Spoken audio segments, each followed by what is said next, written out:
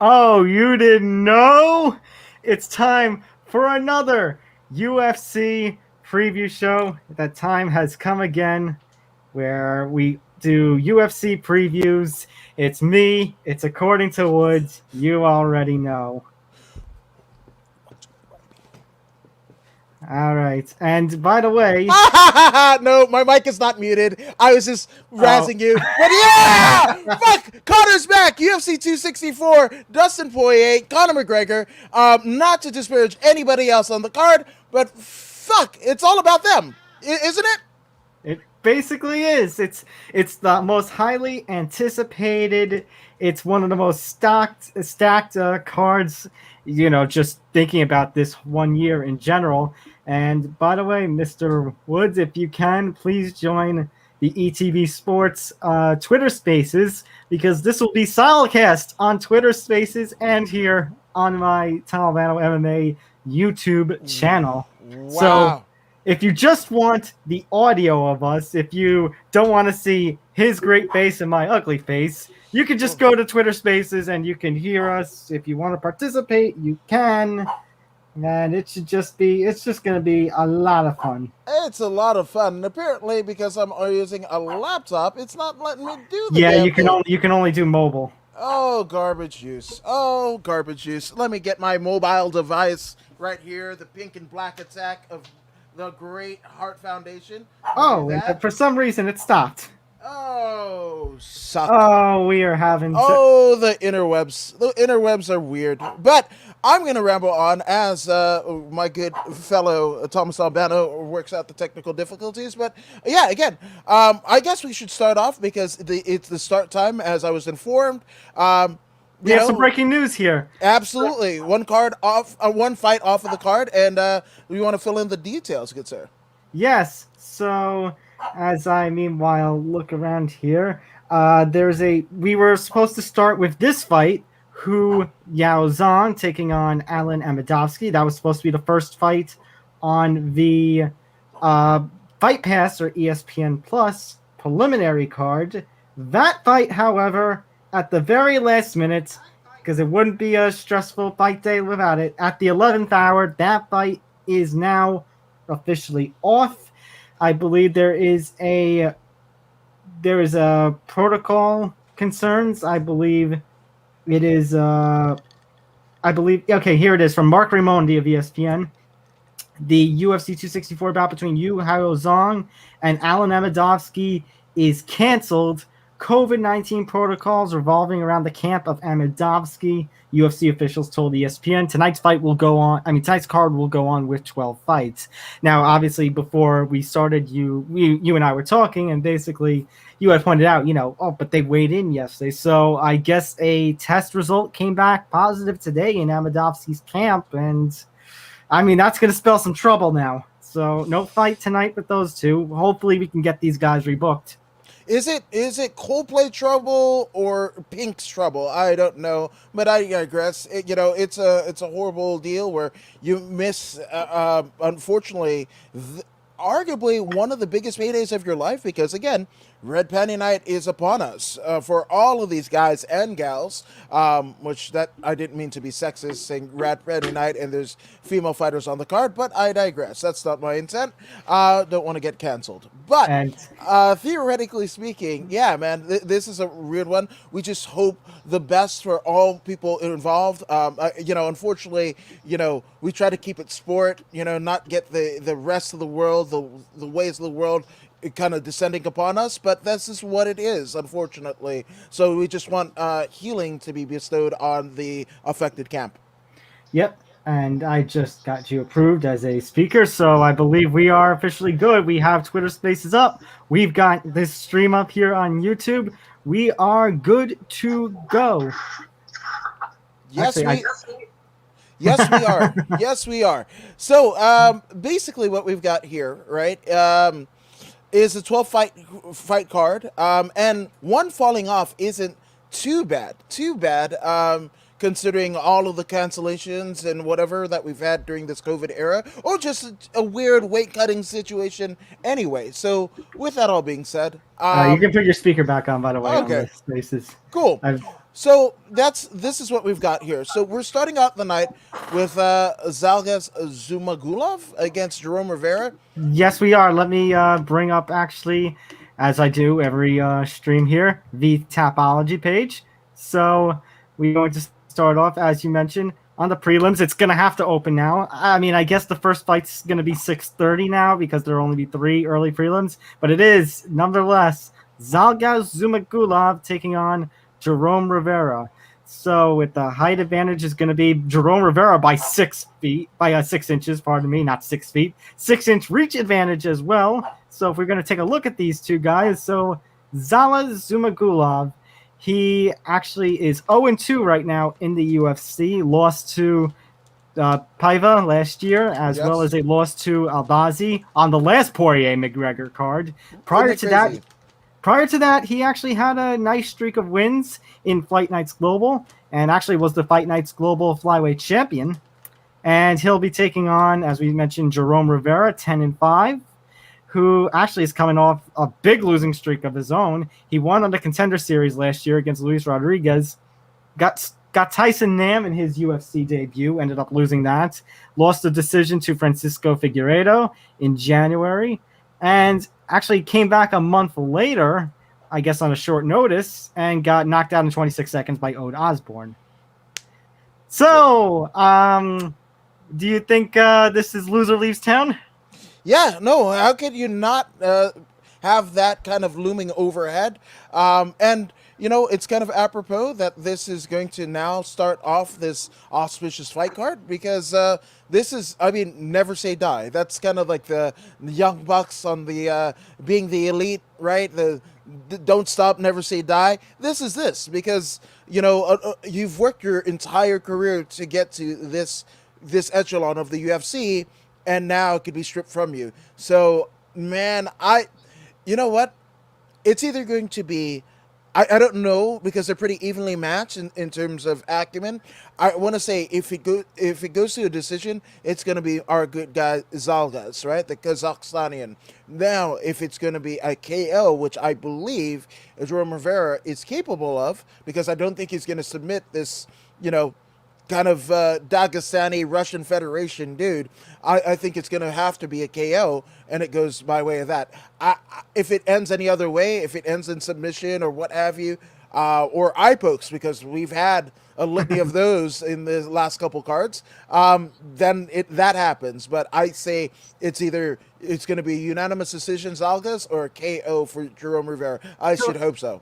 So actually, funny that you say that because I was just looking, and Jerome Rivera does not have a KO or TKO win to his record. It's all submissions, but he's taken on Zhumagulov, who actually has it's even. It's either he KOs or TKOs, or the fight ends up going to a decision. So if the fight goes to the ground, I mean, Jerome Rivera, I think, does have a decent advantage. You know what else concerns me about Zuma? As I mentioned before, it's 6 inches less in height and 6 inches less in reach. That's a big concern. I feel like Jerome Rivera is going to take advantage of that and get a finish here. You say that, but we just saw on Combate Global, Cody Davis out of CMMA, Chad George's CMMA, shout out to them, but he had quite a considerable, it almost felt like a Duran win, right, in his opponent, and he ended up subbing his opponent out Combate Global, pushing his record to 2-0. So with that all being said, sometimes that ish don't matter. Sometimes that ish don't matter. You're right. But I've got a feeling, you know, UFC kind of wants Jerome Rivera to win Contender Series alone. I mean, he got Tyson Nam and Ode Osborne in 2 of his 3. I feel like they're going to want to bring Jerome Rivera back up now. So this could be a troubling matchup for Zhalgas in 2 perspectives. Right, and you did mention so eloquently, and that just shows the mind for MMA that you are, Thomas Albano. But the fact that Jerome Rivera hasn't had a knockout to his career thus far, this would be the time. If you're waiting to pull the trigger, Jerome Rivera, this is the time. This is the time indeed. Nick Morgeson, actually one of my co-hosts on Empty the Bench, joining us. Shout out to Nick. Shout out, Nick. So now it is time to move on to our next contest. Again, our second of now 3 early prelim bouts. The bout that was originally scheduled to open the prelims, Hu Yaozong and Alen Amedovski, is off. Once again, if you're just joining us, Amedovski's camp has a COVID concern, so protocols is going to force him out. So we're going to move on now to Omari Ahmedov, taking on Brad Tavares. We got Tavares with a 1-inch height and reach advantage. So we're going to take a look at these two guys right now. Two of the lower-ranked middleweights right now on the UFC scene in the top 15. Amedov coming up the second-round submission to Tom Breese. Prior to that, he ended up losing to Chris Weidman. That was Weidman's first win in about 3 years. Mm-hmm. Ian Heinisch, he's got a win. That's a good win. Zach Cummings, Tim Boach as well. Actually drew with Marvin Vittori at the end of 2017. And he'll be taking on Brad Tavares, who was, once in the top 10 at middleweight, but had a couple of stumbles. He had a win streak that saw him beat, Theodorou, Leitis, and Jocko, but coming off a loss. He had a loss to Israel Adesanya, didn't fight for about a year, I think injuries and such, lost to Edmund Shabazian, but he had a big comeback victory in January over Antonio Carlos Jr. So what do we see here in this matchup? You know what? As good as Tavares looked in his kind of win, his kind of reascension, I don't know. I don't know what's going on with him, and maybe somebody could kind of clue me in. But talk about a fall from grace. I don't think there ever has been, and especially when you're seeing like guys like who's the gentleman who got into the fisticuffs with Shane Strickland, or not Shane Strickland? Yes. Yeah. We've seen guys like that. We've seen guys like and who's fighting on the card, I believe tonight. One natural born killer. Oh, Carlos Condit. Carlos Condit, right? We've seen guys who are kind of longer in the tooth kind of ascend to these epic wars, right? I don't know if Brad Tavares is capable of that. Now, of course, he had a good showing his last outing, but man, it was few and far between, right? And Definitely. Then, Omar, the Wolverine, is in a similar scenario, right? Kind of 2 straight losses before the submission. This one is a gimme. I mean, I don't know if it's I don't know. This one's I see a very big grappling matchup. I don't know if it's just me. But then what was that kind of stump puller? And I know there's a jiu-jitsu kind of name for it, but the stump puller that happened in the ladies' fight like way back ago. It seems like way back ago. It might have happened in Fight Island where whatever. I see Brad Tavares getting looped up in one of those things.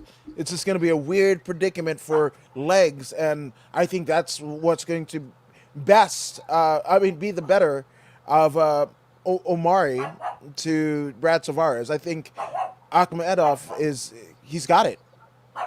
Yeah, I kind of agree. Ahmedov is a very dangerous fighter. I mean, he's been fighting for over 10 years now, so I mean, it's two fairly, veteran talents here. But Ahmedov, if the fight goes to a decision, he can win it. If the fight goes to the ground and they're looking for submission, he can win it. If the fight ends, for a big knockout, he can win it. Right. So he's got more tools of the trade, at least at this, and not as many injuries as Brad Tavares at this stage of the game. Even still, does that mean that Omar is going to be a top 10 contender or challenging for the title anytime soon? No. I don't think so, but the same could be said with Brad Tavares. Yeah, neither of these guys are going to be challenging for the title anytime soon. They're both fighting just to stay within the top 15 of the, of the middleweight rankings here, at least on the Tapology page. But basically, Tavares, I think, is still a great talent. He can still win. But Ahmedov, I think, has, a bigger path for him. I think he's going to want to – he did rebound already from the loss to Weidman, but I think, that Weidman match, that was supposed to be his stepping stone. He was supposed to end Chris Weidman's career in that match, and that didn't happen. So now, basically, it's a little bit more of a road back, but, you get what I'm saying, that it's time for him. Yeah, he was supposed to retire Weidman. Apparently, he didn't get the memo. All right, we now will conclude the early prelims with a pretty big matchup in the women's flyweight scene. You got Jennifer Maia taking on Jessica I, a pair of former title challengers, a pair of fighters who came up short against Valentina as of late. So we take a look at Jennifer. Actually, let's take a look here. 2 inches in height for I and 2 inches in reach for I, and the advantage. So Maia, I believe this is her first fight. Yeah, this is her first fight actually since the loss to Valentina, losing the title shot at UFC 255. She had the armbar submission win over Joanne Calderwood, the big upset. Lost to Caitlin Chikagian, scored wins over Alexis Davis and Roxanne Modafferi. Jessica I, on the other hand, she lost to Valentina. She defeated Viviana Araujo, but missed weight for that fight, I believe. Missed weight as well for the Cynthia Cavillo fight. And she actually also is coming off a loss to Joanne Calderwood. I know the 4 losses here looks bad, but it's actually just 2 losses. These are a pair of grappling bouts. She ended up with Amanda Lowen and Alima Lay McFarlane. Actually, I didn't know that take place, a grappling match between Alima and Jessica. I might want to watch that now. I didn't know that happened. It's on UFC Fight Pass. And shout out to Heather Standling, who is the matchmaker of Submission Underground. Underground, yeah. That's Chael Sonnen's promotion. You know? Yeah, I know. I haven't seen it in a little while. I got to get back into it. Yeah, no, but unfortunately, just like you were saying in terms of Chris Weidman in, kind of the inclusion of the gentleman in the fight previous, this might be the swan song for Jessica Evil Eye. This is absolutely Jennifer Maia's fight to win. Pardon the pun. That's a grappling competition. But this is it. I believe the brass at the UFC are very high on Maia, and look at her record. Rightfully so. Absolutely rightfully so. Jessica Evil Eye definitely has a great record, but I mean, there's a lot of damage on that body. In her 34, I can't believe she's 34. I saw that was Chris Cyborg's birthday, and she's only 36. I'm 36. I'm like, I thought they were way older because they just have been doing this for so long. I don't know. I say Maia by submission, or it's going to be a boring decision. I mean, just thinking about it, like it doesn't feel that long. You're right. It doesn't feel that long, but maybe that's because women have only been in the UFC for like a little less than 10 years now. And the women's flyweight division, I mean, you only go back to 2017 for that? Pretty much. For that season of The Ultimate Fighter. So, but it's funny because the flyweight division basically saved Jessica I because she was getting her ass handed to her at bantamweight. Yeah, no, 100%, man. So I hate it because I like it. She's marketable, right? She's and she's starting to kind of give into the social media kind of engagement and everything like that. So I hate for her to kind of get that aspect all together, and then she's getting handed Maia, and I mean Maia's gonna put them hands on her. So with that all being said, I hate to pick against Jessica Eye because she's got the name, she's got the the persona and what have you. Kind of tipping the hat to Conor McGregor. This is who he's raised in his success. So, but it's Maia. It's Maia. So I'm actually going to go to DraftKings here because now normally I make mention of the odds from time to time here. And it's very odd because I went on the UFC page. As you see here on the Tapology page, Maia is the moderate favorite. If you look on the UFC page, for some reason it's listing I as the moderate favorite. So the UFC page don't do shit. Yeah. Man, I honestly, there's some times where you've got, somebody that has been fighting for the UFC for 3 years, and they don't even have a graphic. And it says 0-0 from parts unknown. Parts unknown. How's Kane and The Undertaker doing? Well, I don't know. They're fucking having weed with the Godfather, a.k.a. Papa Shango. All right, so here are the odds for the first 3 fights since I failed to mention them. Zuma actually is the favorite at -315. Brad Tavares is actually the favorite at -162. So bettors, I think that one's something you got to keep an eye on. And here, Jennifer Maia is the favorite at -200. So Pathology is right. Whoever had that on the UFC page kind of mixed them up, I guess. I don't know how you can mix up Jennifer Maia and Jessica I, but nevertheless. They have, and they will. So there you go. All right.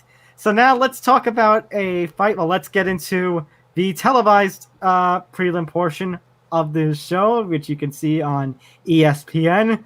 A very interesting matchup, one I am very much looking forward to. Trevin Giles and Dricus du Plessis, a couple of noted names for this at this middleweight scene. So, 1 inch in height for Dricus du Plessis, 2 inches in reach as well. So Dricus du Plessis, fighting out of Team CIT, I believe still. I have made mention that I used to cover the EFC Africa promotion, when I was with Fight Sports, and Dricus du Plessis was a very big name there. In fact, he ended up pulling off what McGregor ended up pulling off, where he won the welterweight championship and won the middleweight championship. So different weight classes, but nonetheless, he pulled off the champ. Then went over to KSW. His first fight there, he wins the welterweight championship, loses it in his next fight, but nevertheless, very impressive. Comes back to the EFC in 2019. Actually, he was stripped of one of his titles. Ended up winning against Brendan Laser to retain the middleweight title at that point. Goes into the UFC, has a hell of a first-round knockout over Marcus Perez back in October. So I don't know if you can tell, but I'm very hyped. I am very much on the Dricus du Plessis train. But we have Trevin Giles here. So Trevin Giles, fighting out of War Training Center at last update here. Coming on a 3-fight win streak. He ended up losing to... he actually was an unbeaten fighter. He had a win over Ike Villanueva and Ryan Spann on the regional circuit. Made his UFC debut 2017 with these 2 wins here over Nato and Boknovic. Lost to Cummings. Lost to Gerald Mearshart, but it's coming in off split decision win over James Krause.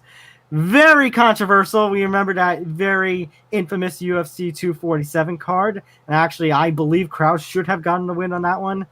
Bevan Lewis, he ends up finishing in 3 rounds. And he fights Roman Dolise in March, gets a unanimous decision, then win there. Actually, him and du Plessis were supposed to fight on that March card. But I believe an injury, was it? Let me double check here. Yeah, I believe an injury to Dricus du Plessis caused him to pull out. So now we get this fight here. Yeah, I'm picking Cirque du Soleil as well. And no wonder why you're hyped, because he's South African and he's not Oscar Pistorius. And then, so, yeah, man, I don't know. I also think that Cirque du Soleil will win. So I have a question for you. Because this is 15-2, 14-2. I think the UFC is hype on both of these guys. How do you feel about prospect versus prospect matchups like these? Because one of them is going to get damaged with a loss unless it's a big fight of the night. You remember getting Karate Fighters as a kid?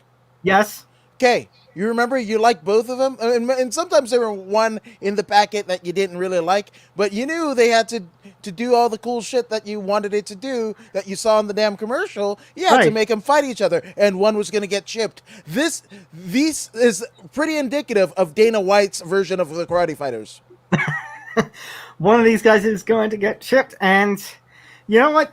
Do not sleep on... If you guys are sleeping on Dricus du Plessis, I'm sorry. Yeah, Dricus du Plessis, that knockout of Marcus Perez blew me away. And I've been following Dricus du Plessis for 4 or 5 years now. Actually, I have my 5-year MMA media anniversary on the 25th.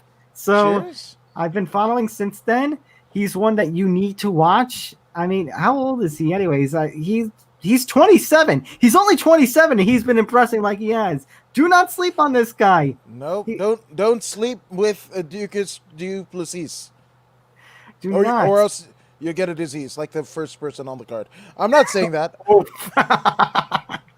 Oof. And I mean, solid rhyming there, but oof. All right. Big oomph. Guys, it's Ryan Hall time. Oh, it's been so long since we've seen this man. I forgot he was still on the roster. He's 8-1. Guys, he's 36. Guys, as much as he's 36, he's 8-1. And if you don't know who Ryan Hall is, my God, he is something that you have to see. So a top 22 alum. He ended up beating Johnny Nunez and Franz Liola. He ended up losing to Saul Rogers. Was this in the semifinal? Actually, no, this was at the finale. No, this had to be a semifinal. Yeah, it was an exhibition fight.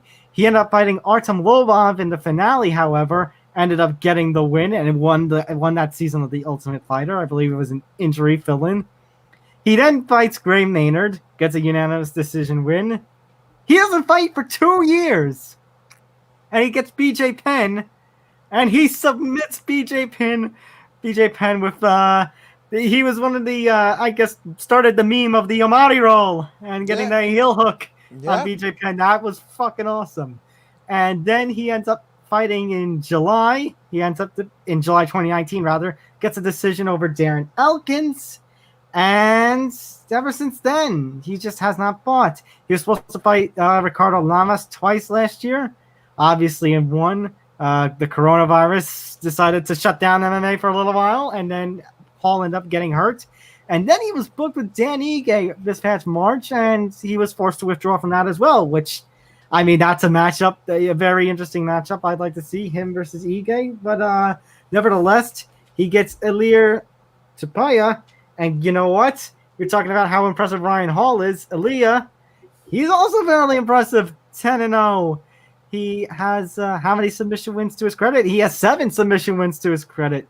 And his UFC, he had a very impressive run in like Cage Warriors and Brave CF, competing on those independent circuits, or regional circuit, I should say. This is MMA, not pro wrestling. Gets a decision win in his UFC debut in October over Yusuf Zalal, and ends up getting a first-round finish of Damon Jackson in December. So, quite the matchup we got here. I'm actually pretty hyped about this one. Who's going to pull guard first? That's pretty much what's going to happen. Who's going to pull guard? The what is it? The death kneel in all jiu-jitsu, right, is pulling guard, right? That's the most disrespectful thing that you can do. Somebody's going to do it. I think we've seen double knockouts before. I think we're going to see the first ever double heel hook draw. If that happened, I will go berserk. I would. John Nord berserk?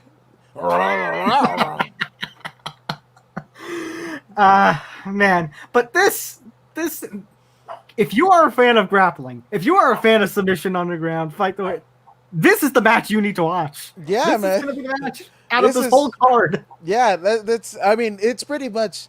This is EBI, right? This is combat jiu-jitsu. That's essentially what this is. This is just combat jiu-jitsu with like maybe liver shots.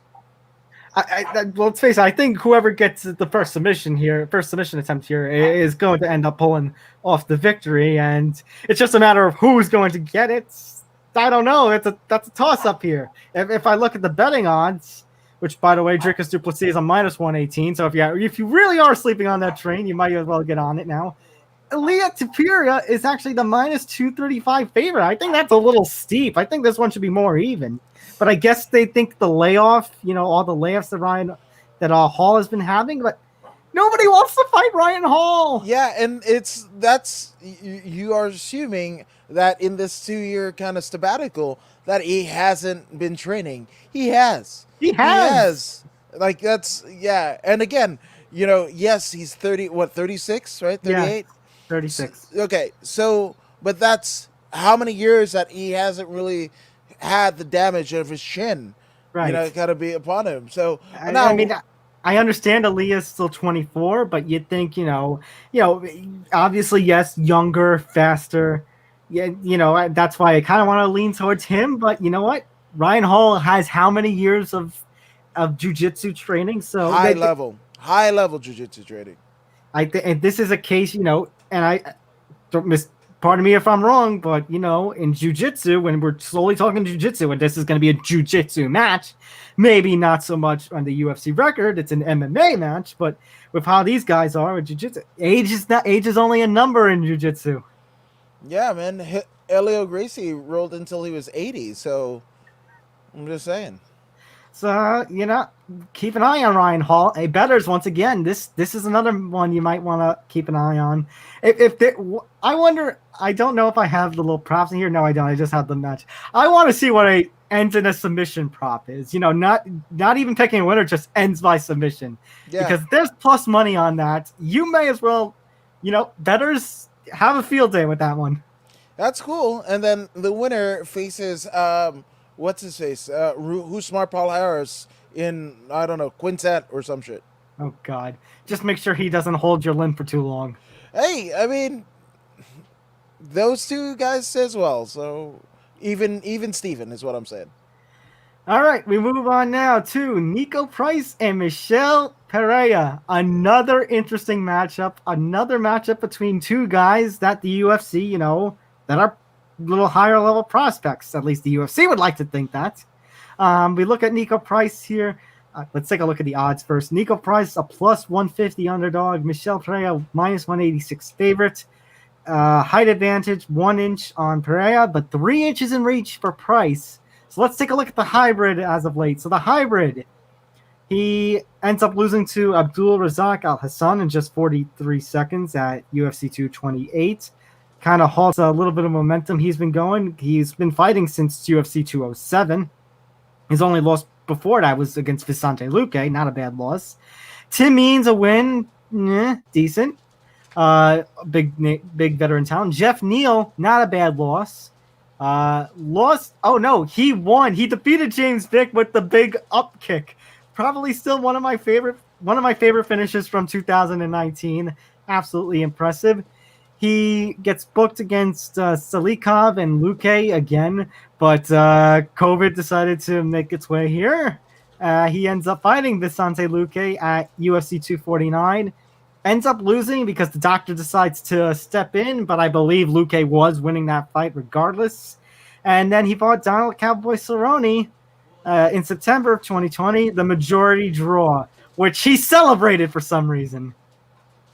Yeah, it's a weird one. And so far, one Niko hybrid price has fallen up to this point because we were kind of pegging him almost like Lando Venado, Groovy Lando, right, as the kind of the next wave, the next evolution of MMA, right, practitioners. And man, he had a rough time with Cowboy. And Cowboy, Cowboy should be retired by now. Pretty much, right? So, that's oh yeah. Now, go ahead with Michel. Yeah, let's talk about Michel. So, we know all the hype he had coming into the UFC. He had that big impressive victory over Danny Roberts. Then he has Tristan Connolly, ends up being one of the biggest. He gasses out very early trying to do all this flippy shit like he's a WWE cruiserweight. Ends up losing in one of the biggest upsets in UFC history to Tristan Connolly. Then he fights Diego Sanchez, looks absolutely impressive, and then does the dumb shit where he throws the knee, the illegal knee. And Diego Sanchez, that was that awkward finish where he's like, am I going to get DQ'd? That was Diego Sanchez that was being controlled by what's-his-face? Fabia. Yeah. The Church of Scientology or wherever the fuck he's at, right?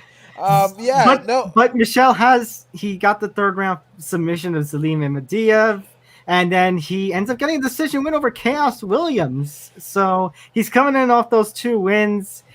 I mean, I'm not Michel Pereira's biggest fan, but I feel like he has to have an edge here over, like you said, how Niko Price has kind of fallen off.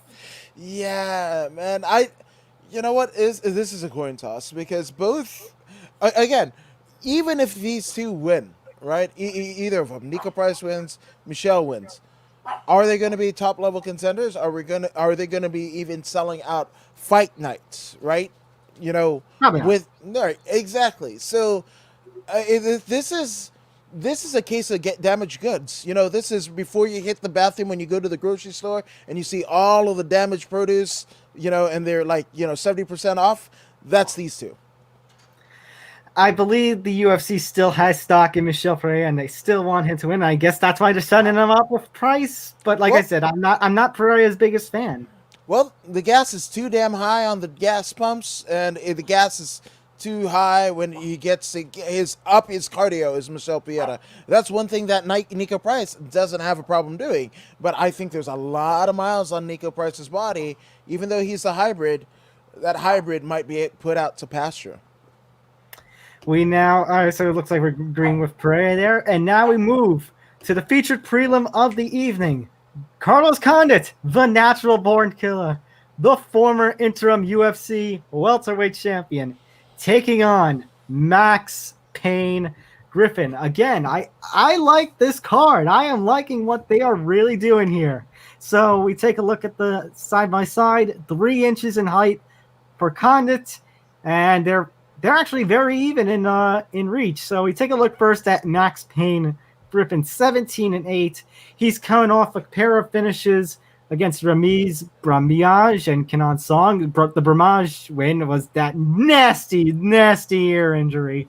One of them. That was around the time where we were seeing ear injuries. Actually, there was somebody in Johnny Campbell. Johnny Campbell. I was just thinking. Cupcakes Campbell. Who's fighting Cage Warriors of the UK, comes to San Diego, comes stateside, and he's fighting Wilson Hayes. That's happening. Johnny Campbell and Hayes. But yeah, man. Max Payne Griffin, he is one of these guys, could have done a lot of good stuff. But you see here, I mean, Eliezer Zaleski, Curtis Millender, Thiago Alves, Alex Moreno, Alex Oliveira. These aren't bad losses. Curtis Millender, come on. Some of these aren't bad losses, but to have these many losses as compared to your wins, I guess that's why they're setting him up with Condit in the hopes that maybe he gets momentum back. I don't know. Let's take a look at Condit. Sorry to interrupt you there on that one. But, he had a big losing streak, obviously starting with the split decision against Robbie Lawler, one of the best welterweight championship fights we've ever seen. Damian Maia, first round submission. That was a bit disappointing. Goes away for a bit, loses to Neil Magny, loses to Alex Oliveira, gets submitted by Michael Chiesa. And it's looking like, maybe it's time to say goodbye. Ends up fighting Court McGee, gets a unanimous decision win. Then fights Matt Brown. Pair of veterans going at it this past January, gets the win. So now they're setting up. So, Max, if we look at the odds, Max Griffin is at the favorite at minus 190 in spite of all this. And, is this a case of, are they going to have Max Payne Griffin get a big win over a name like Carlos Condit, to try to restock him? Or is this Carlos Condit saying, that old Toby Keith song, I may not be as good as I once was, but I'm as good once as I ever was. And you know what? I'm thinking that. I'm thinking Condit there might be a chance here. I think Condit by decision. I just think he has more tools of his trade. He was starting that kind of, not Fabia-esque, but that kind of back like Mr. Perfect back in the day. Used to put a log on your back and then run and then also balance on another log. He was training like this way before Conor McGregor. Condit is a different breed. Former WEC champ. Jeez, man. I think when they fighting. That's tonight. Yeah, so tonight, actually, the early preliminary card kicks off at 6 p.m. Eastern, 3 Pacific, which is actually taking place, just a little under an hour from now. You can find that on UFC Fight Pass and ESPN Plus, at least here in America. I don't know. We can have viewers from all over the world, so I don't know where you're located, where your local listings are, but it's 6 p.m. Eastern for the early prelims, 8 p.m. Eastern, 5 p.m. Pacific time for the televised prelims that you can find on ESPN. And then, of course, the pay-per-view portion begins at 10 p.m. Eastern, 7 Pacific, ESPN Plus pay-per-view or whatever pay-per-view provider that you have. Crack streams. What? I mean, anywho, no, and Dana's gonna shut us down, man. No, Uncle Dana. I bought your figure, so we should be good, Uncle Dana. Uncle Dana, we're good now, right? We're even. No, but here's the thing. I just think that more tools of the trade, especially as good as Carlos Condit looked in his last fight. Geez, man, I'm never gonna, just out of respect, I can't pick against Carlos Condit. And yes, no. Max Payne Griffin, he was featured in the Sacramento Bee newspaper and everything, I think, not to say that he's downplaying Condit, but he's fully aware that he's essentially here to end and thwart the promises of one Carlos Condit. But just like you said, I think Carlos Condit, even with all the injuries and everything, is as good as he ever was. And I mean, if roles are reversed and you put him with whoever, either the champ or any of the top three, I think Carlos Condit, even at this stage of his career, gives him problems. Yeah, I pretty much agree that Condit is showing, maybe he's slowed down a little bit, but he is still, a talented, very talented, one of the best, not just older welterweights, but just older MMA fighters that are still going and still strong and still in the top promotions. That crafty, wily veteran he is. Yes, that's He's Terry Funk. He's Terry Funk. basically. Although maybe maybe Condit will actually, retire once and be permanently retired and not come out 7 times like Terry Funk.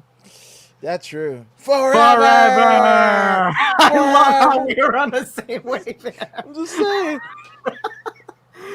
Let's go to the pay-per-view portion of this card. We open up. Well, we were supposed to open up with an interesting battle of youth versus veteran in Sean O'Malley versus Louis Smolka. Smolka injured 10 days prior to today. So in will step Kris Moutinho. So first, let's talk about Sean O'Malley. Of course, 13-1, though he'll claim 14-0. He'll say the Marlon Vera loss doesn't count. But regardless, here in this world, it does. But you know what? He fought Terry Ware and Andrei Sukhumov. Obviously, the two decision wins there. And then he didn't fight again for 2 years. O'Malley, of course, is the first big name to come out of Dana White's Contender Series.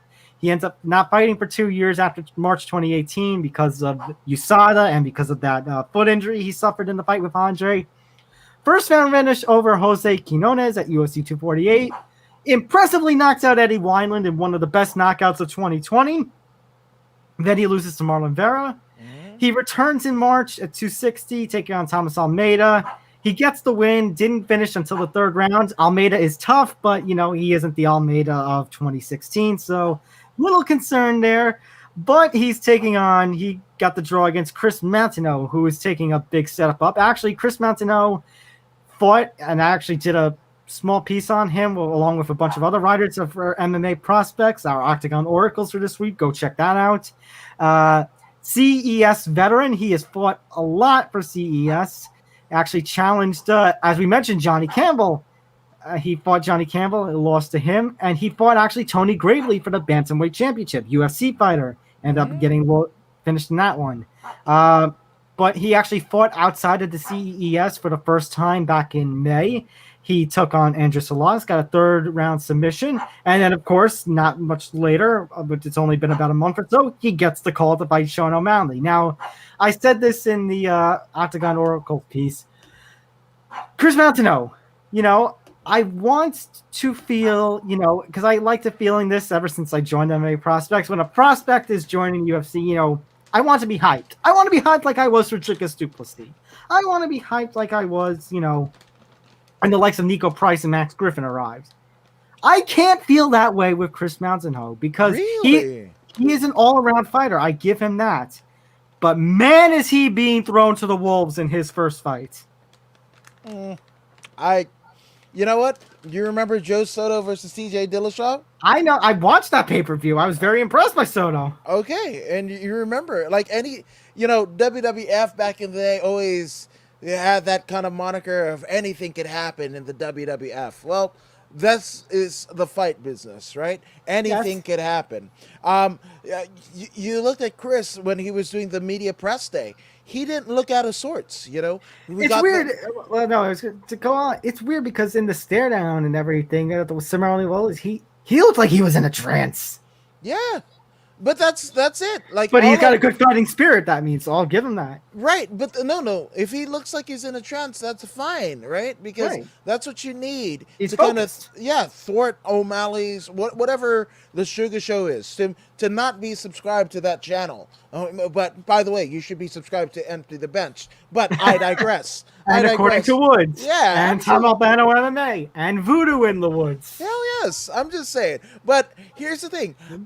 Somebody actually put out a meme, and I forgot to share it. But it looks like two creative fighters, right? In one of the UFC video games. It looks like, what is it?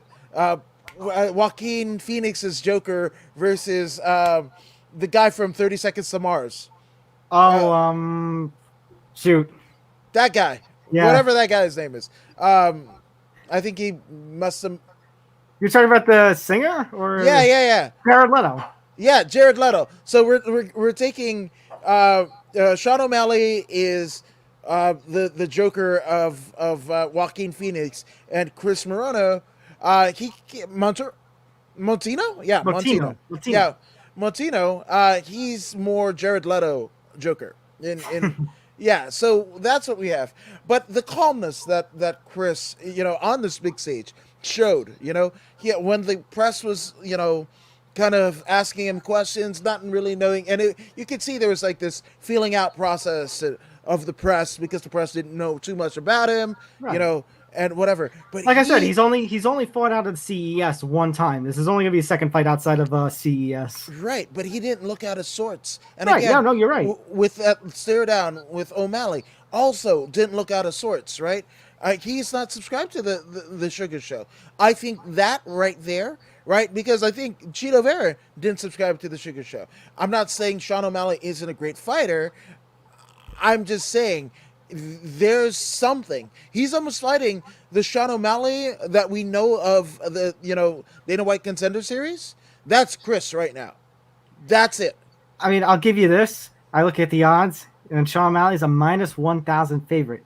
That, like, I think he should be a big favorite. That's a little too steep for my liking. It's very, very steep. Yeah, that's almost like they're pulling in a corpse to fight Sean O'Malley. This is not Amanda Nunes versus somebody. This is not Amanda Nunes versus Juliana Pena next month. I expect those odds for that fight next month. Yeah, yeah. So I like this. I want Chris to win. I want him to win decisively. I would say he would have to, get O'Malley, even though O'Malley's striking is very good. Very good. I think Chris could knock him out. I think, if Chris gets the win, great. It's the fight game. I will be very happy for him. I'm just a little concerned with just how they throw, I think it's because of how many bantamweights and flyweights and featherweights stepped up to fight Sean O'Malley. You had all these guys saying, I'll fight Sean O'Malley. Even I volunteered in a joke to fight Sean O'Malley. But instead, the UFC, instead of going with, any of these names, familiar names, top 15 in flyweight or bantamweight, they went to Moutinho. That's the only concern I have. Like, why did the UFC do that? I think it's just because they want to feed a body to O'Malley and get his hype train. Again, those hype trains and everything, those get derailed all the time. Oh, you're right. I'm just saying, but then, because they want O'Malley to be a big star, and a big star has to be tested.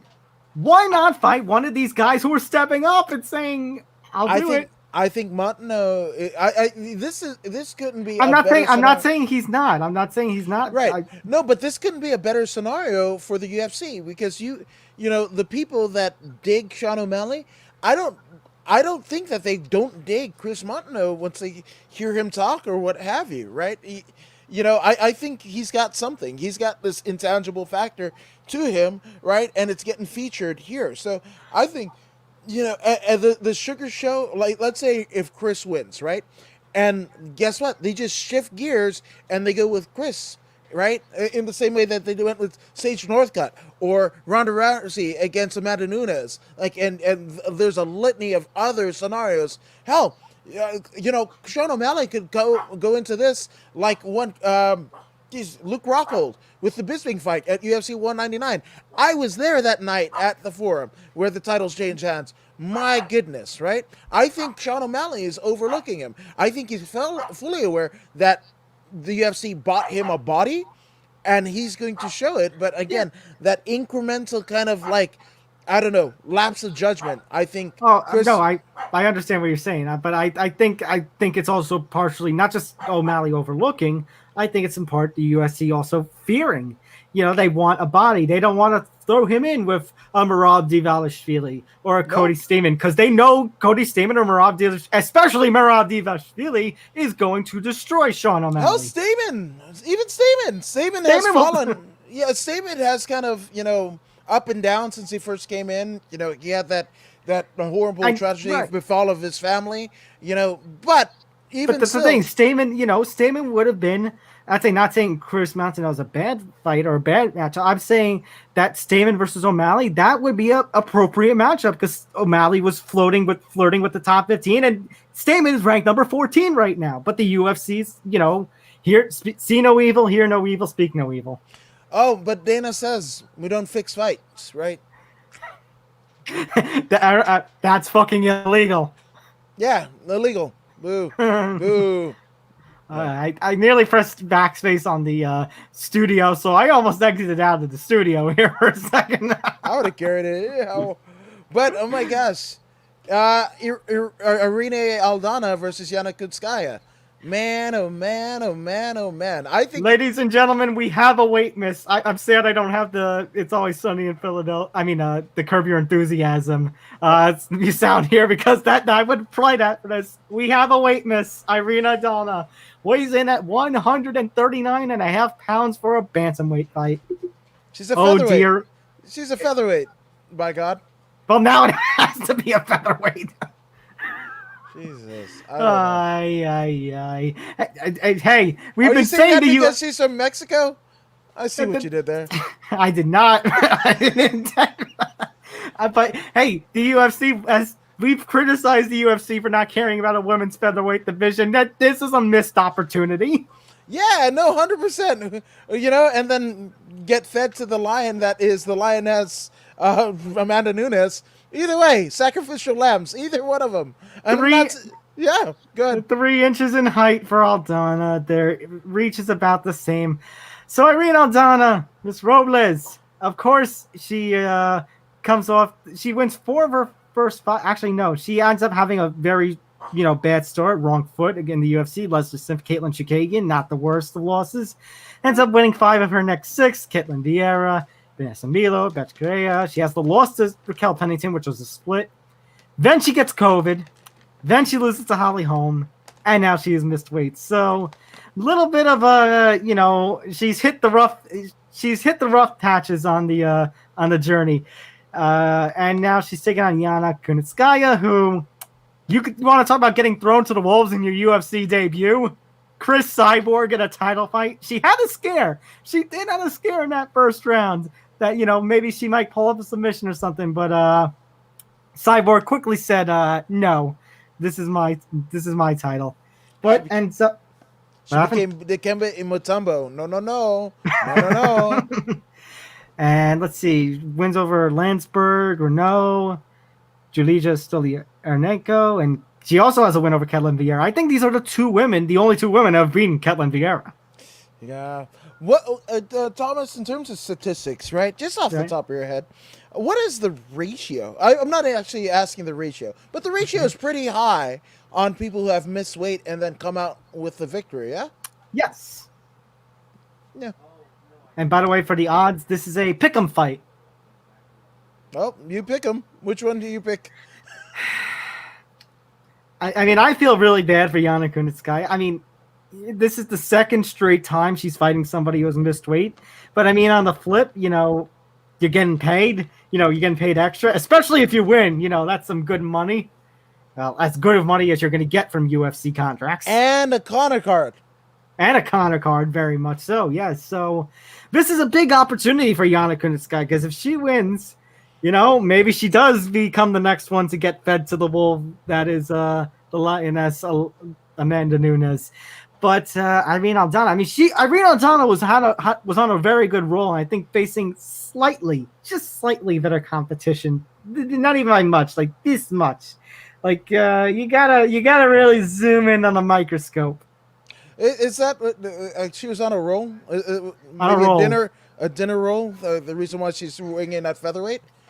Is that what's I don't know why. According to Cormier, something happened. Oh, Cormier with the damn tailgate? Come on, we should be listening to Daniel Cormier. The Aldana statement was that Well, she was on. I'll say the Aldana statement was basically her body stopped sweating out, and she was on a certain cycle, which maybe as two males, we aren't the ones to talk about. Right, 100%. Can we just cancel all this nonsense, right? We've already had a fight canceled. Right, no, man, that too. But, I mean, this weight cutting, right? It's augmented, it's antiquated, right? One championship, they got it. They figured it out. I think in the quest for the early days of the UFC to get, legalization from state to state, they borrowed from wrestling, they borrowed from boxing. We don't need it in this sport. You're going to kill yourself. And again, what's the point in having a 135 fight when they are featherweights? They're a whole weight class above it. What are we doing? What are we doing? I know weight cutting is an issue that basically goes down to high schools. With high school wrestling teams, you see these kinds of fighters cutting weight. But there's a difference between cutting 10 pounds because you're trying to drop one weight class and dropping, like I'm 5'9", around 200. Because I'm 5'9", my weight class would be, I guess, these days featherweight or lightweight. Right. You want me to drop 50, 60 pounds? No. I'm not going to do that. I'm not going to torture my body like that. That is true, but here's the thing. At some point, we got fed this narrative, right? That it's unprofessional if you miss weight and all this. No, here's the thing. Ideologically, here's the deal. Nobody comes in when they step into the ring, cage, or octagon. Right. The weight that they signed the bout agreement for. Right, that's my thing. You signed the bout agreement, so you know what you're getting into. But the problem is, we shouldn't have to worry about this. We shouldn't. Just fight at your close to your weight. Again, one championship.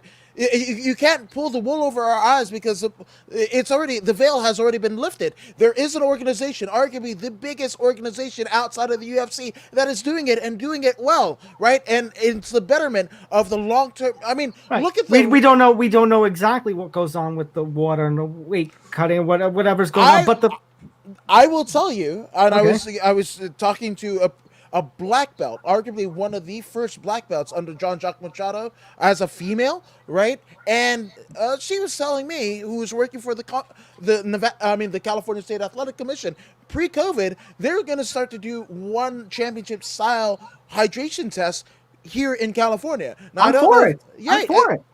Right. So I think that's the way that it's going. But obviously, this fight is happening in Nevada.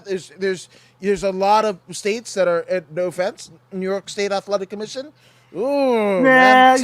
Texas, I don't take it. I don't take offense. Yeah, Texas, I think, is even worse. Yeah. So it's just, a lot of times, we saw it in Fight Island where, the UFC just brings in their dudes, the guys and gals, and they kind of run the roost, right? So once again. Exactly. So I don't know, man. I don't know. I just don't think. I hate the fact that there's more damage in weight cutting than there actually is in a fight. So that's wrong. All right, so I'm actually going to take a look now. Actually, I'm going to bring up my UFC 264 preview and predictions that I did for Fansided MMA to talk about this fight, which, by the way, if you want my preview and predictions, once again, without watching this, you can also go check out my stuff on Fansided. I'll be covering the card tonight for Fansided. So I will read right where I say. Striker versus Grappler may not be the best label for this fight when it's not on paper, but it feels like with these two ladies, that's basically are going to be the keys to success. Aldana, she's going to need to overwhelm and outstrike Kunitskaya. Kunitskaya, I think if she clinches up, she gets the fight to the ground, gets her against the cage, I think we'll find success. Now, I'm actually going to pull, Fight Night picks, the Allen brothers with their question mark pick show. Yeah. I'm going to pull a thing from one of them because I went with Aldana by decision. However, considering she has missed weight pretty bad, and I'm concerned, for her, I'm actually going to pull a question mark picks, last minute switcheroo, and I'm going to go with Kunitskaya by decision. Ooh, yeah, why not? Well, you know what? Irene Aldana, I want to say third round KO. Ooh, okay. Third round KO. And she's going to get, an augmented paycheck for it, but I think that might be it.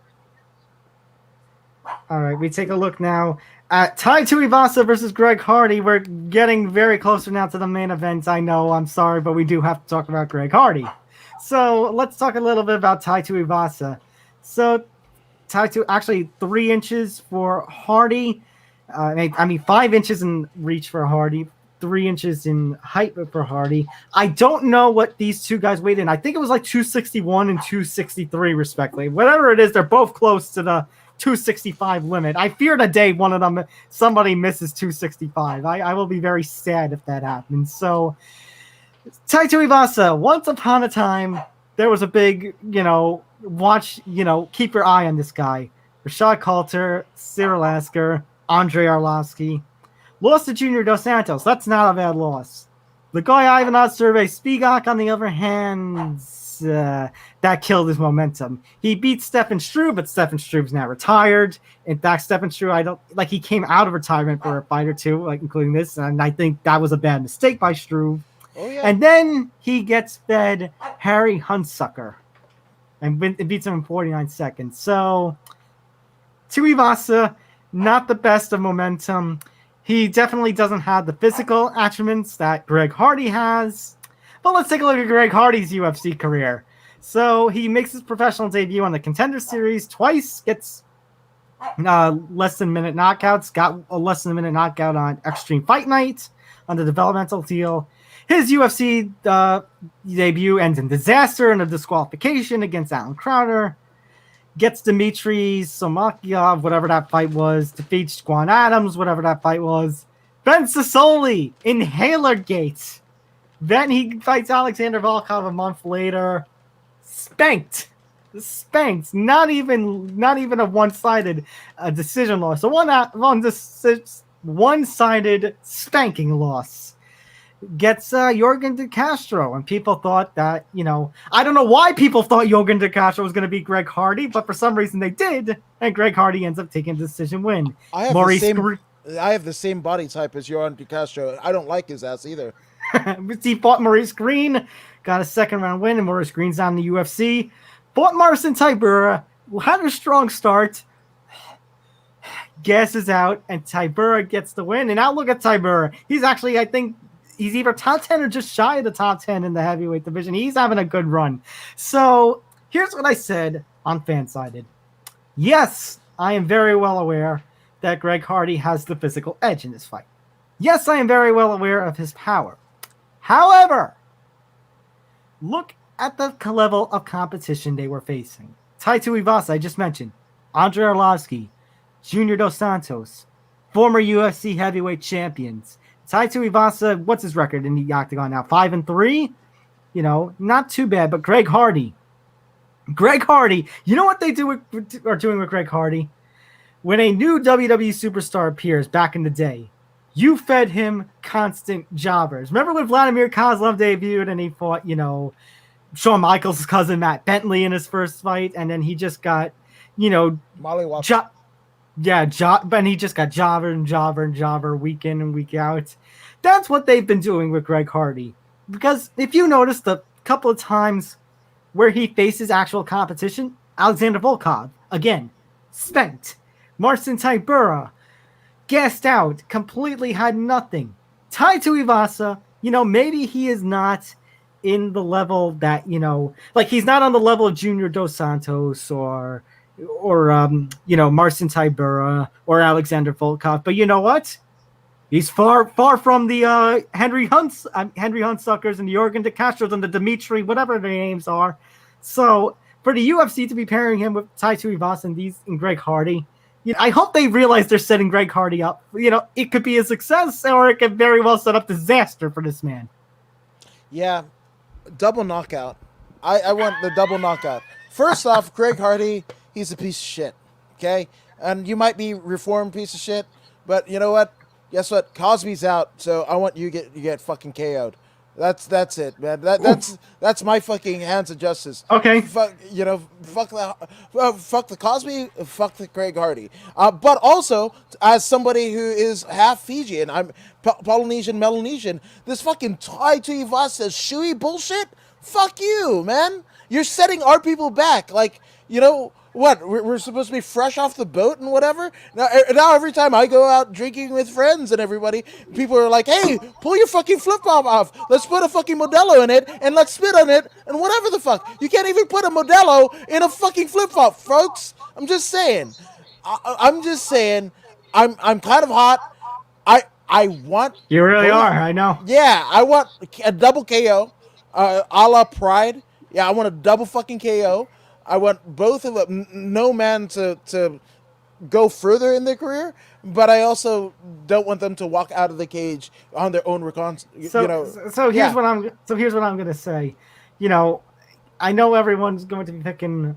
Well, actually, let's take a look at the odds here. So Tai Tuivasa is actually the -130 favorite. I know some people here in the MMA world, in the MMA media community, are picking Hardy because, once again, UFC setting him up and et cetera, et cetera. When I mentioned the opponent, I can't look over the opponent history. Tai Tuivasa just faced better competition. Yeah. I'm going to go with the favorite, which is actually the upset in this case, I guess. I'm picking Tuivasa. Tuivasa will knock Greg Hardy out in 3 rounds. Tai Tuivasa is a poor man's Mark Hunt. I think Tai Tuivasa, he's going to. I actually like the Mark Hunt comparison because he's going to spoil it. He's going to be the spoiler. Yeah, absolutely. Not Don Jardine. Shout out to Don Jardine, the original spoiler. But yeah, he's going to Don Jardine the shit out of Greg Hardy. That I like. But also, I wouldn't be mad at it if it was a double KO. I know. Well, let's have Tuivasa win here and then Tuivasa. Because, again, Tuivasa, I don't see him going anywhere past, lower rankings, not even in the ranking. You get where I am? Like, he's going to be a lower heavyweight. He's not going to be. Yeah. All right. Let's fast forward outside of this fight. Let's get to another interesting fight. Before we get to the big one, we got a co-main event. Another big one at welterweight. Another pair of former title challengers, Gilbert Burns and Stephen Wonderboy Thompson. So let's take a look first. Tail of the tape. Couple of inches in height for Wonderboy, couple of inches actually in reach as well for Wonderboy. We take a look at Gilbert Durinho Burns. Obviously, this is his first fight since getting finished against Kamaru Usman. He did have a grappling bout against Rafael Lovato Jr., which sounds fantastic. Mm-hmm. But I don't think it's any surprise to say, but Durinho has done so much better for himself as a welterweight compared to his lightweight days. The decisions over Kunchenko and Gunnar Nelson, the first round finish to Damian Maia, the spanking he gave Tyron Woodley. He is just so much better at 170 than he was at 155. Now, that being said, he's taking on a veteran of 170 in Stephen Wonderboy Thompson. And Stephen Wonderboy Thompson, he had the 2 title fights against Tyron Woodley, one fight of the night caliber and one which was gross. He beat George Masvidal. He lost to Darren Till, which I still to this day call bullshit, because they only gave Till the decision because they were in his home country. Mm-hmm. He lost to Anthony Pettis, and that was the Superman punch, which maybe 9 times out of 10, Stephen Wonderboy Thompson's the one who comes out on top. I mean, Anthony Pettis, think about it, he's not in the UFC anymore, and he lost both his fights in the PFL. He ends up defeating Vicente Luque, fight of the night at 244, and then was on the final card of 2020 and beat Jeff Neal. The UFC tried to use Wonderboy to elevate Jeff Neal, and that didn't work. In fact, Wonderboy got a performance bonus that night. So, at Wonderboy he's 36, 38. And look at his losses. Tyron Woodley, Darren Till, Anthony Pettis, not bad losses. And all 3 of those you can say, kind of controversially. Wonderboy is just proving, he wins and wins. There's been nobody who's been able to slow him down. Yeah, you know what? I got Wonderboy on this one. It's weird because I like how you're saying that, because I agree with you. Okay, so on the fight odds, it's -162 now. Thompson's the favorite, but going into this, everyone is, the fight odds were saying Durinho Burns is the favorite, but everybody I know in the MMA media, you included, James Lynch included, and myself included, are picking Thompson. There's a reason for it. Yeah, you know what? And it's weird to say about Stephen Wonderboy Thompson, but he looks sexier in terms of his title, aspirations against one Kamaru Usman. I like his chances. I do. And I'm not saying anything against Usman. I'm not even saying that Wonderboy beats Usman. That's not at all what I'm saying. No. But it's been so soon. What was the Burns Usman, right? That was earlier this February. year. Right. It's too soon.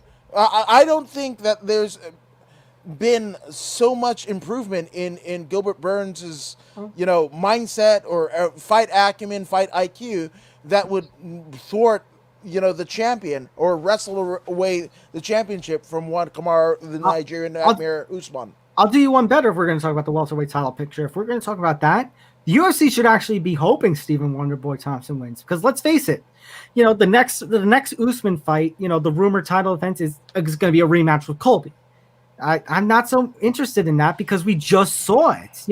We just saw a rematch with Masvidal too. I want him to face new competition, but really the only competition that Usman has is Leon Edwards. But even then, that's still a rematch because that was a rematch from 2000. That'd be a rematch from 2015. Now, of course, they're different fighters from what they were from like 2015. But I digress. It's still somewhat a rematch, but a little more fresher one. Wonderboy Thompson, Usman and Thompson have never fought. I would love to see Usman and Thompson. I'd love to give Thompson one last chance to be a UFC champion. One last chance, and I think Usman is a lot, because I was there at UFC 209. Man, I've been to concerts, I've been to MMA, pro wrestling events. I've never heard a chorus of boos. And I heard that night at UFC 209 with Stephen Wonderboy Thompson against Tyron Woodley. It was garbage. I wanted both of them to retire then. Now, at the very least, half of that equation in Stephen Wonderboy Thompson has made me eat my words. Right? I was going to say, I think that was more, I know it's popular to crap on Woodley, but it was that title defense. That wasn't the greatest title defense. It was garbage juice, and also, T. Wood was wanting more money and all that jazz. You have to justify it. I think. Look at the parcel of land that the Thompsons have. Not just Papa Thompson in terms of his palatial estate in the Carolinas, but also their gym. Oh my God, it looks like TriStar and whatever. And, it's Papa Thompson and Wonderboy at the helm of this damn thing. Wonderboy's, driving kids in the damn van. Like, it's just, and imagine all of that stuff. In addition to that, a UFC champion. And he's calling himself the Wonder Boy. He is far from a boy, right? Or maybe he might be the fact that he's under his dad. But again, to have the UFC the aspects of UFC champion with all of the stuff that they've already accomplished, that Thompson family in that region, my goodness. First of all, be careful what you say because you mentioned driving kids in the van. That could sound very, very wrong. That is, the point taken. Point taken. Second of all, again, this is the grappler versus striker thing, and honestly, Stephen Thompson, I kind of agree in the outlook that I think he's going to make Gilbert Burns very confused. Yeah. We know Stephen Thompson, his very unique style of karate, the point style of fighting, the land the kick, he can land from distance. He'll land a couple, he maybe not so much combinations. I mean, he'll throw combinations, but he's comfortable throwing the 1-2 because he will make that 1-2 count very sharp. And I think he's just going to very much confuse Burns. And Thompson's got great takedown defense. I don't think Burns is going to be able to take him down. And I think Thompson's going to be able to eat all of Burns' power. So I think Thompson's got the win here. I don't think he'll finish Burns. I think he'll go to the decision, but I think Thompson's got something. Okay, here's the thing, though. Gilbert Burns, right? And it's funny that you mentioned, right? Point karate, right? Now, karate, practitioner. Goju black belt here. Right, and then a black belt in jiu-jitsu. Point karate is different than point jiu-jitsu, which could be lay and pray, sit on your ass, and scuttle button. Right. So I mean, there's a difference. You know what? Who's to say? Maybe not. Wonderboy does knock him out, man. He becomes the podiatrist to the head of one Dorino Burns because somebody said on Twitter that he looked like a toe, and I can't get that out of my head. Boo you, MMA Twitter.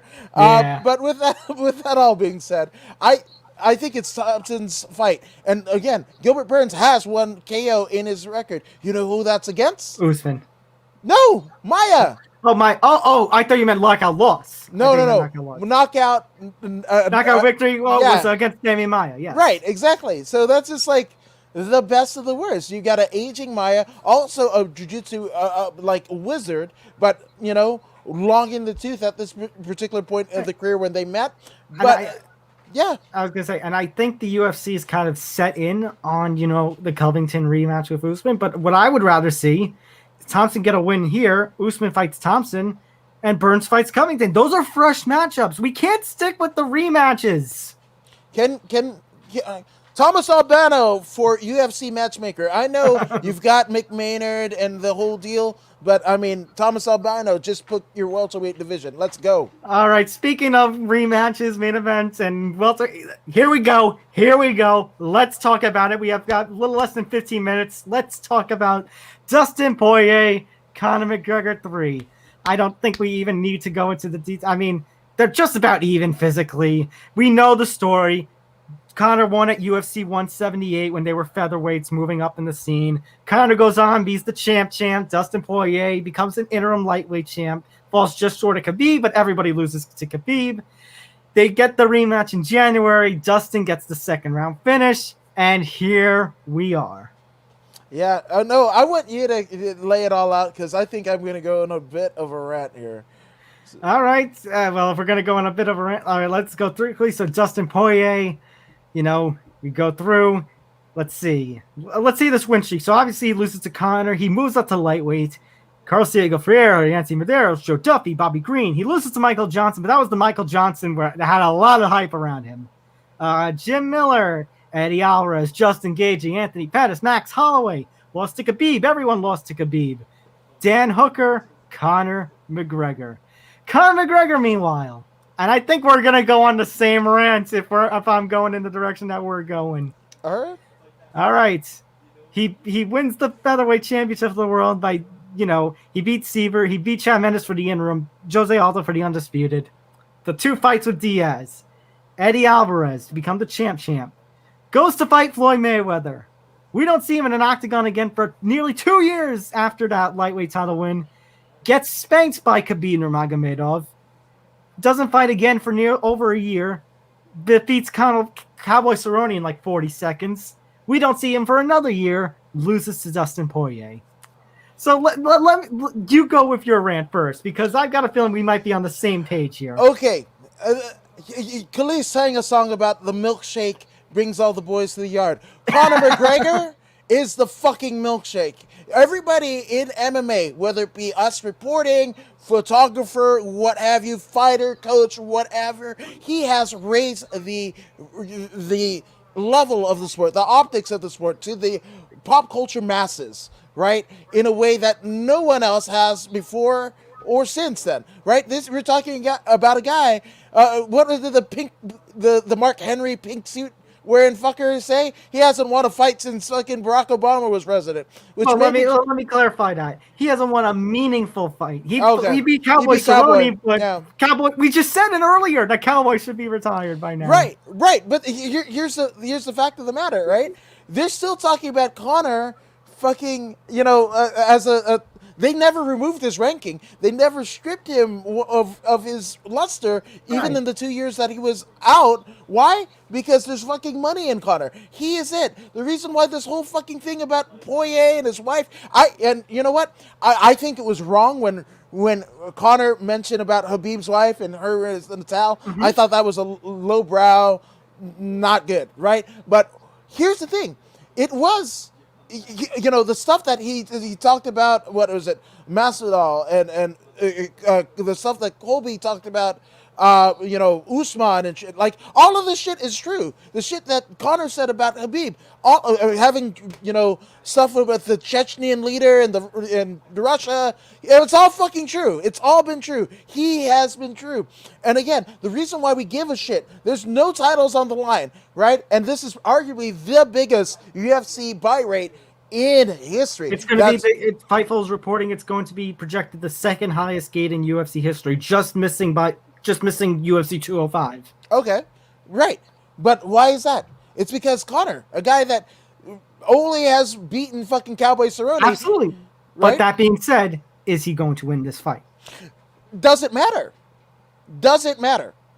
Okay, no, but we're going on a okay, I guess I'll bring in my thing here. So, again, he hasn't won a meaningful fight in however long, like you said, since Barack Obama was president.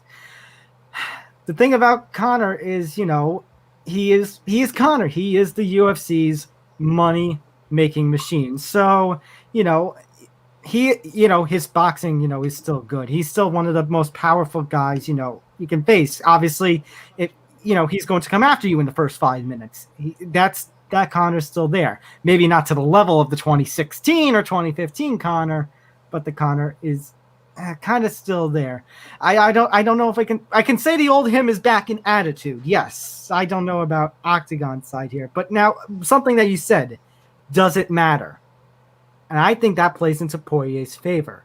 Here's why. Dustin Poirier, if he loses this fight, remember, he was a shoo-in for a title shot, but he said no because they wanted the trilogy.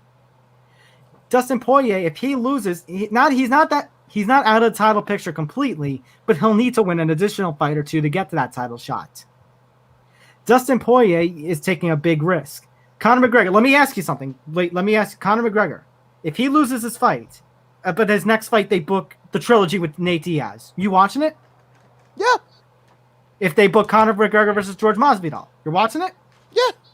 If you're booking Conor McGregor versus Nick Diaz, you watch? Yeah. You know why? Because it's a fucking Conor show. Right, but that's my point. Dustin has a lot more to lose than Conor McGregor. This is Dustin's fight to win. He is the active superstar. He is the guy who held interim lightweight gold and actually fought Khabib. He actually, I think, had a more impressive performance because Conor made the 4th round, but I think Khabib took a round off in that fight. Yeah. And Dustin, meanwhile, he got the guillotine. He had a scare. Yeah. Dustin, I think right now is the better fight. I know, and I will take responsibility. In January, when I first did a stream with you, I said Conor was going to win the rematch, and I was made to eat my words. So you know what? I need to see something from Conor in this fight, and until then, I'm going to pick Dustin Poirier to finish Conor McGregor again. That's absolutely fine, and that could absolutely happen. But Dustin Poirier wins. What's it? The fucking business of the UFC goes down, right? The interest goes down, right? Because you remember, did everybody like Brock Lesnar more when he beat the Undertaker's streak? No. Did he need it? Right? No. And this is a guy who already said, right, that, I took the fight with Conor because the title fight is 1/8 of my fucking salary for the Conor card, right? So what's the point? You just shit on your fucking title run, right? How are we supposed to get excited about it when you just downplayed the fucking title? Well, again, I think that goes to Dana White and the UFC and everything. The state of MMA. That's fine. Here's the thing. Dustin Poirier has been talking, and not a lot of people, because Conor is just the uber heel that a lot of people aren't talking about it. I showed my wife, I was playing the fucking Embedded when they were talking about, or it was the Countdown when they were talking about the charity shit and whatever. And I'm kind of disgusted that charity is pretty much the tension for this fight. But that's the thing, right? So my wife said it best, right? So you were counting on that money, right, from Conor? Like you were earmarking that money to do something. You couldn't well enough leave your shit alone where you needed that, right? So you need Conor. Even that the charity, right? You basically made it a sham, right? You made it a fucking fluffer piece for you and what you're doing because you're devoid of personality. We saw it in the fucking press conference. It wasn't until later into the fucking press conference, like Conor talked about his wife and he didn't say shit. Like Poirier isn't any better. He might be low key less douchier than Conor, but less douchier is still a douche. But that's right? But that is personality. In terms of a fighter, I need to see something from Conor. You can, and that's the thing. That's kind of my, like the MMA kind of lithosphere, right? It's the fact that you feel like, oh well, he's not in the top 10, whatever. Well, guess what? There's a lot of guys in the fucking top 10 that are fucking doing, I mean, short of fucking OnlyFans, that's what they're fucking doing, right? So I don't know. Like a lot of people shit on. But again, that's why. But again, that's why I said, like you said, the business is going to go down. I don't know, because if Conor fights Nate Diaz next or Jordan Masvidal next, people will still pay. I think people will still pay a hell of a lot. Here's the thing. When Conor decides to hang it up, when Joe Rogan decides to fucking stop doing UFCs, like this is rarefied air. You know, shout out to Amy Kaplan, your compatriot at Firesided. You know, she took this marvelous fucking picture of Rogan in the midst at the weigh-ins and shit like that. This is rarefied air. The fact that we've got a star as big as Conor, a star as big as Rogan, and they're homegrown. They're homegrown from MMA, right? They're homegrown. Once they leave, you're going to rely on what we saw this whole kind of run of Fight Island and since July of 2020, where it's every fight every fucking weekend, just in volume. Right? And I'm a guy who does it. In a year, I did 450 podcasts. I know. Could I have done one a week? Absolutely. I don't know, right? So they're getting more in volume, right? And fights that maybe people don't care about, right? Versus, you know, people actually giving a shit about the sport. It's why we have Derek Lewis versus Cyril Gane for an interim title next month. That's exactly it, man. Again, nobody matters. And again, a win for Conor, right, is really a win for the fighters en masse, right? Because remember, Conor was one of the first people that were talking about ownership stake. They didn't want to give it to him, right? Right. And he still fought, right? So if a guy like Conor McGregor or John Jones can't even get bargaining power, right? The UFC just signed a fucking deal with the crypto space, whatever, to have it on the deal. How much of that is going into the fighters? None. Exactly. So you should root for Conor. If you love the sport and you want the fighters to make a living, getting their fucking brains beat out and their limbs, separated from their body, you should fight for Conor, not Poirier.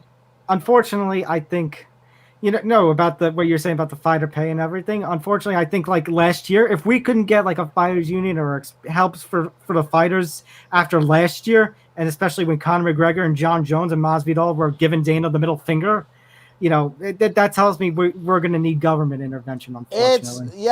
And that's what Andrew Yang was trying to propose when he was running for president and whatever, not to get political, whatever the hell you believe. Kudos to you, good sir or madam, what have you. But that was produced, right? So all I'm saying is Conor is the biggest star. You're going to start to see the houses drop. You're going to start to see the pay-per-views drop.